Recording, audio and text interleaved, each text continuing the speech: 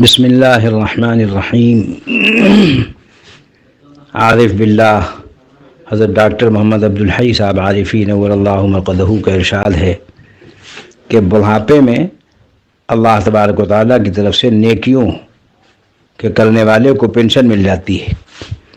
قوت کے زمانے میں جو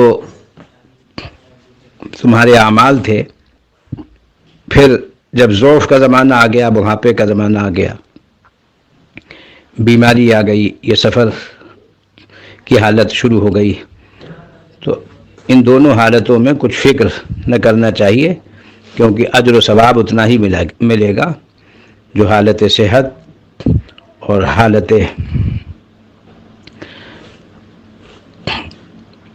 حضر اور قیام کی حالت میں ملتا ہے، کیونکہ تم نے اس کا دوام کر لیا تھا، پابندی ہمیشگی اختیار کر لی تھی۔ اس کی مثال ایسی ہے جیسے حکومت 30-40 سال ملازمت کے بعد پینشن دے دیتی ہے، اور نصف دیتی ہے، پوری تنخواہ نہیں دیتی ہے، آدھی تنخواہ دیتی ہے، مگر احکم الحاکمین کی بارگاہ اس سے بھی بالا تر ہے۔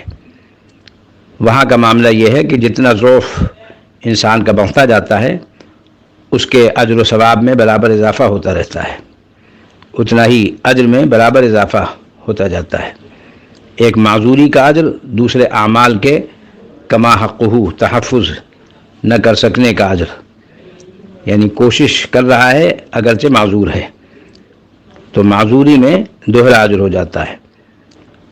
یہ تبھی مگر یہ یاد رکھنا چاہیے کہ یہ اسی وقت ہوتا ہے جبکہ جوانی میں عبادت، اوراد و وظائف، طہارت، نماز، تلاوت، روزہ، اور اللہ نے اگر ہمت و استطاعت دی تھی تو زکوٰۃ اور حج اور بھی دوسرے فرائض و واجبات، سنن و مستحبات کا اہتمام رکھنے کی عادت ڈال لی تھی۔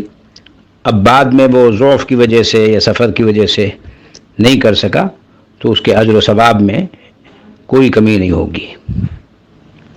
اور عمر بھر کا ایک دستور العمل یاد رکھنا چاہیے، وہ یہ کہ عمر بھر کے لیے کیا کرنا ہے۔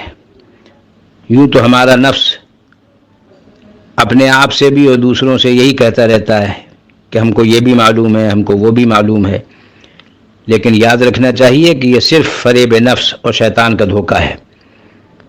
جب سب معلوم ہے تو پھر عمل کیوں نہیں کرتے؟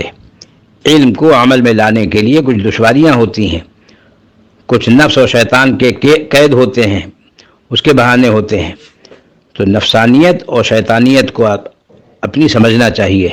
اللہ تعالی ہم سب کو نفس و شیطان کے دھوکے سے، قید سے، بہانے بنانے سے محفوظ رکھے۔ لیکن یہ بھی یاد رکھنا چاہیے کہ یہ حال کب پیدا ہوتا ہے؟ جب کسی اللہ والے کا ہاتھ پکڑا جائے گا اور اللہ کے لیے اس سے محبت کی جائے گی، اور رسول اللہ صلی اللہ علیہ وسلم کی سنت کا اتباع کیا جائے گا، اللہ کے قانون شریعت کی پابندی کی جائے گی، اسی وقت یہ مسئلہ حل ہو سکتا ہے، اس کے بغیر یہ مسئلہ حل نہیں ہو سکتا۔